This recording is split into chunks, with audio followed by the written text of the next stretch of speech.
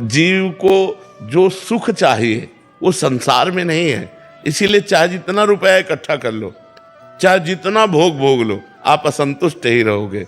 और संतोष तब मिलेगा जब भगवान का भजन होने लगेगा, भगवान का लीला गायन करोगे, भगवान के भाव से दूसरों को सुख पहुंचाओगे। देखो हृदय, एक दिन अच्छा भोजन बनाकर आप पाओ और एक दिन वही अपने हिस्से का भोजन किसी भूखे को पवा दो, फिर देखो आपको कैसा लगता है। हृदय में जो एक शीतलता होगी वो चाहे जितना अच्छा भोजन पालो आप, कभी नहीं होगी। जब दूसरों को पवाओगे तो वो जो शीतलता होगी वो भागवतिक होती है, वो अमोघ होती। चाहे जितना बढ़िया साल ओढ़ लो, वो सुख नहीं मिलेगा। जब कोई गरीब कांप रहा हो और उसको अपना साल उड़ा दो, फिर देखो आपको कैसा लगता है। फिर एक हृदय में उमंग आएगी। फिर भगवान से रंतिदेव जी कहते हैं कि मुझे इतनी सामर्थ्य दो कि विश्व में कोई दुखी ही ना हो, सबका दुख मैं भोग लूं। ये सबका दुख मैं भोग लूं, विश्व में किसी को दुख ना हो, ऐसी भावना करते ही हृदय आनंद में भर जाता है। और आज क्या है कि सब चाहे दुखी हो, मैं सुखी हो जाऊं। ये आसुरी भाव है। इसी आसुरी भाव से समाज दुखी हो रहा है।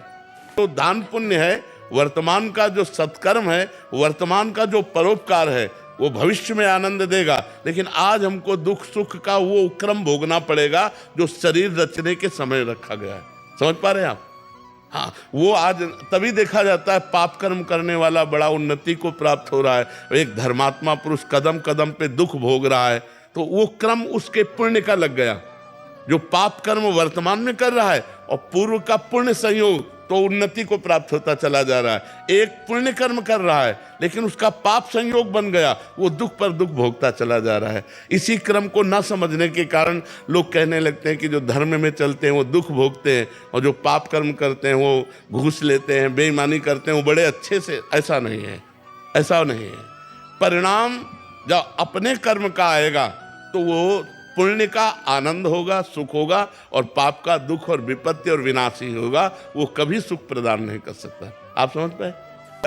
जब भगवान से प्रीति होने लगती है तो किसी की आवश्यकता, सच्ची मानिए, हम जब ऊपर से एकांतिक के लिए नीचे आते हैं तो एक बार हमारा मन, जो मंत्र चल रहा है, जो नाम चल रहा है, जो भगवत चिंतन चल रहा है, उसको छोड़कर मैं बात करूं जाके, पर लगता है नहीं, समाज हित के लिए भगवान ने बैठाला है तो चलो प्रश्न उत्तर करते हैं चल करके।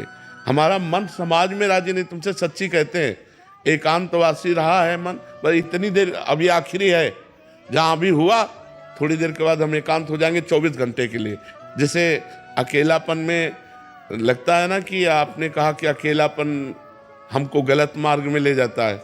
अगर हम भगवान को अपना यार माने, भगवान को अपना प्यार माने, भगवान को अपना मित्र माने, तो 1 घंटे का संग भी बर्दाश्त नहीं, जबकि सत्संग है। हमारा मन हर समय अकेला रहना चाहता है, व्याकुल है। हम सौभाग्य मानते हैं जो अकेले होकर भगवान का भजन कर रहे हैं। तो अकेलापन हमें तब चुभेगा जब हम किसी व्यक्ति, वस्तु, स्थान को अपना साथी बनाने की सोचेंगे। अगर भगवान को बनाने की सोचेंगे तो अकेलापन अमृत लगेगा कि हमसे कोई न मिले, हमको कोई न देखे। तो हमें लगता है सच्चे यार तो भगवान ही है। यहाँ तो सब झूठे यार हैं, सच्चे प्यार तो भगवान ही है। आज भी आप लोग प्यार करते हो तो भगवान को ही प्यार करते हो। कैसे? जैसे मानो पत्नी बहुत सुंदर है, आप पत्नी से प्यार करते हैं, लेकिन पत्नी के हृदय से भगवान चले गए तो आप उसके शरीर को जला देते हैं। तो किससे प्यार कर रहे थे? भगवान से ही अनजाने में भी प्यार कर रहे थे। यदि जानकर भगवान से प्यार करें तो आपका प्यार निहाल हो जाए, आपका प्यार आपको अविनाशी बना दे, आपका प्यार आपको प्रेममय कर दे और आपको किसी की जरूरत नहीं पड़ेगी। भगवान से इतने सुंदर, इतने करुणामय, इतने कृपालु, पर हमारा भगवान से कनेक्शन होना बड़ा कठिन लगता है और संसार से चटपट हो जाता है।